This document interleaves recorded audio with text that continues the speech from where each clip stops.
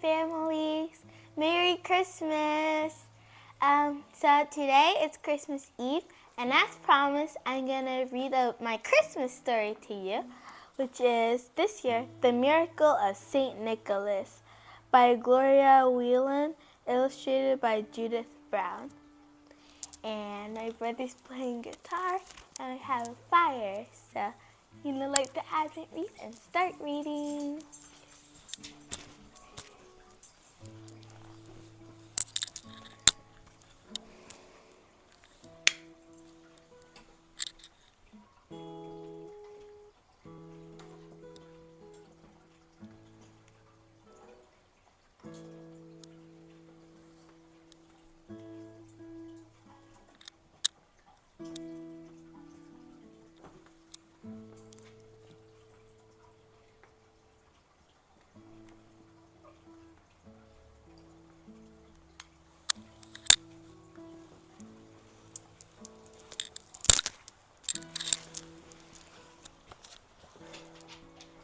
The Miracle of St. Nicholas by Gloria Whelan, illustrated by Judith Brown.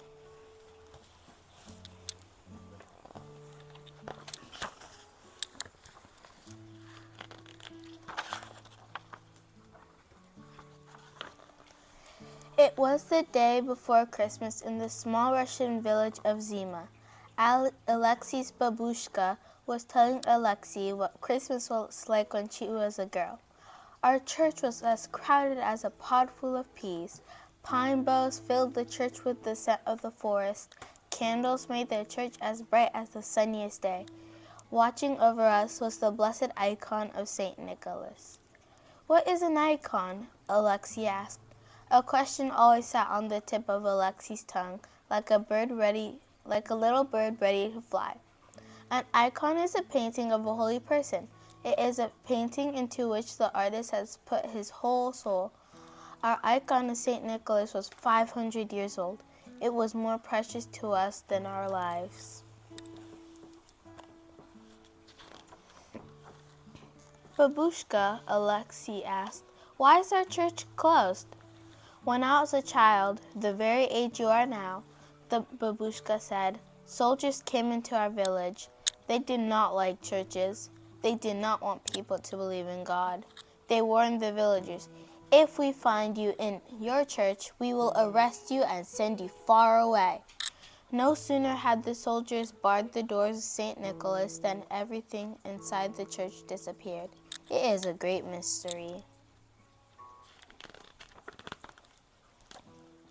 "That was long ago," the babushka said. "Now the soldiers who closed our church are gone." Alexei asked, "Then why can't we celebrate Christmas tomorrow in St. Nicholas?" "The church has been empty for 60 years, the babushka said.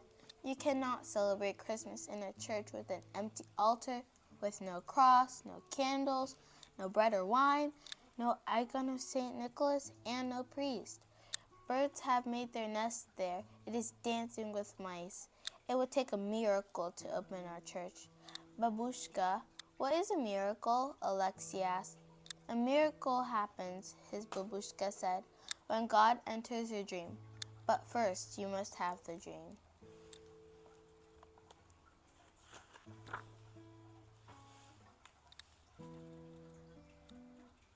That afternoon, Alexei rubbed the frost from the windows of St. Nicholas and peered inside. The church was empty. The floor was soft with dust. The walls were netted with cobwebs. He tried the door of the church. It was unlocked. If the doors were unlocked, Alexei was a boy to walk through it. The startled mice scampered out of the church. As Alexei stood inside the deserted church, he said to himself, "I wish we could celebrate Christmas here." When Alexei set his heart on something, he moved as quickly as the mice. He wrapped a bundle of twigs with some twine and swept dust from the floor. He brushed the cobwebs from the walls. He cleaned away the bird's nest. Alexei tramped through the snow to the pine forest at the edge of the village. The wind tried to snatch away his cap. The snow sneaked into the holes of his boots. Reaching up into the trees, Alexei broke off some fragrant branches. Returning to the church, he laid the boughs around the altar.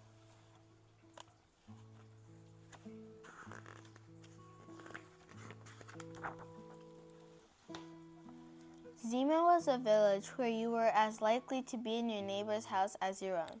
Word of what Alexei was doing soon spread through the village. The villagers hurried to see for themselves. The farmer, the carpenter, the storekeeper, the teacher, and the shoemaker arrived with their families. Alexei's mother and father came with Alexei's babushka and his little sister, Natasha. Natasha brought her stuffed bear who would not be left behind. One after another, the whole village turns peeking into the church. One after another, they return to their homes with a big smile and a little secret. Only the shoemaker stayed behind. He was a quiet old man with gentle ways. His clothes were worn and patched. His gray beard was tangled. His shoulders were stooped from hunching over his work. His hands were stained from tanning leather. The shoemaker asked Alexei, "Why have you swept out the church and laid the pine boughs about?" "So we can celebrate Christmas in the church tomorrow," Alexei answered. "Many times I have mended your boots, Alexei.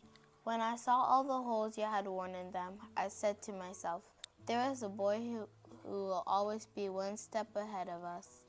The shoemaker went away with a little smile and a big secret.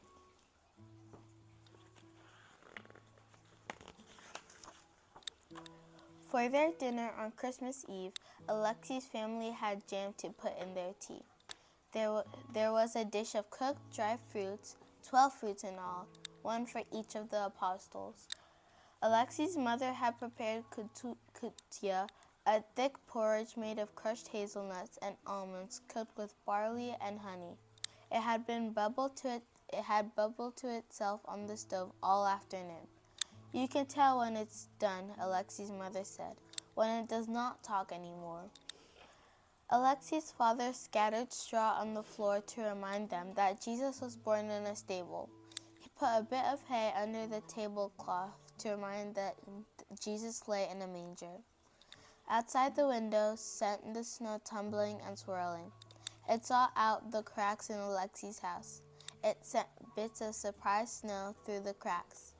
Still, Alexei and his family were happy, for the porridge warmed their insides and the stove warmed their outsides. After dinner, there were gifts. Alexei received new boots. They would protect his feet from the snow that had nothing better to do than fall day after day. Natasha was given a sweater to shield her from the cold winds that rushed down from the North Pole. As she did every Christmas Eve, the babushka gave Alexei and Natasha a gingerbread man baked with her precious store of molasses.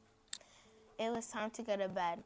Alexei's mother told him, "You must lie down like a stone and rise up like new bread." In bed that night, Alexei could not stop thinking of the empty church. He watched the moon turn the snow blue and the icicles golden. He climbed out from under his warm quilt.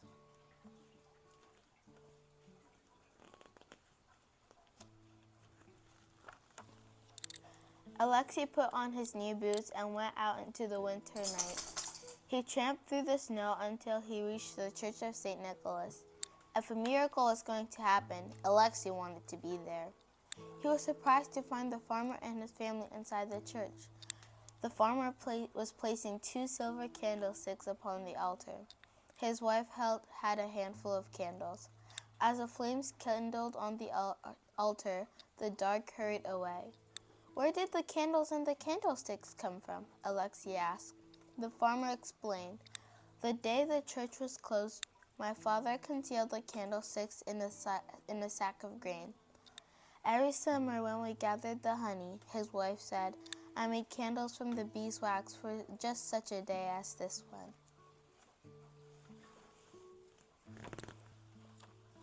The teacher entered the church. She opened a lumpy bundle.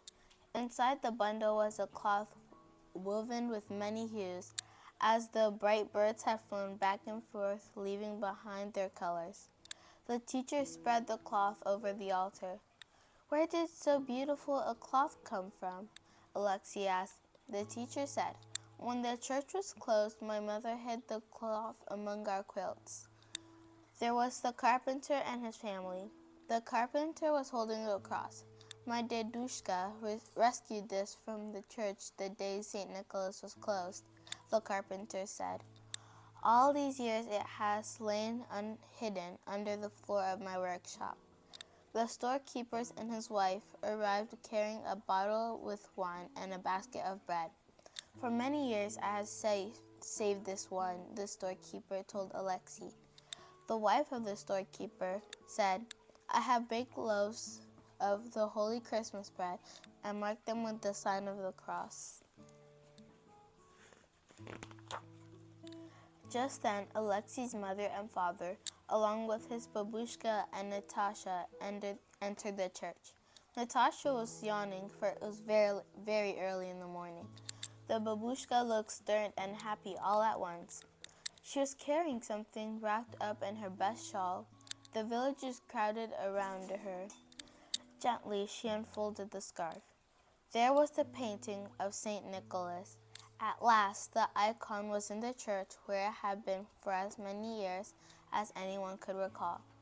The eyes of the saint seemed to be looking right at Alexei. Alexei said, "Now we have the candles and the altar cloth, the cross, the bread and the wine, and the icon of St. Nicholas, but we don't have a priest." "We must wait," his babushka said. Everyone sat quietly in the church. Natasha was asleep with her head on babushka's shoulder. The church doors opened. A priest walked down the aisle. He was dressed in a robe of white and gold, like sun breaking through morning clouds. In his hand he held the holy scriptures. "It's the shoemaker!" Alexei cried.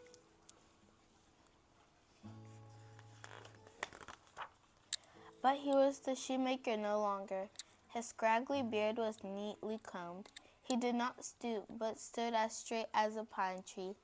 His ragged and patched clothes had been changed for the robes of a priest. The babushka whispered to Alexei, "Many years ago it was dangerous to be a priest. Priests were often put into prison, so we hid the priest in our village. He became our shoemaker. Now we have our priest back again."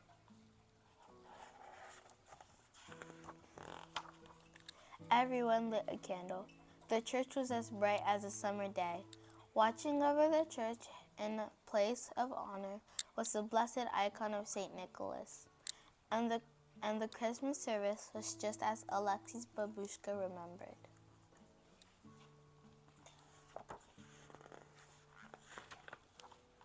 The end. Thank you for listening to my Christmas story, and I hope you have a wonderful Christmas Eve filled with family and friends and delicious food.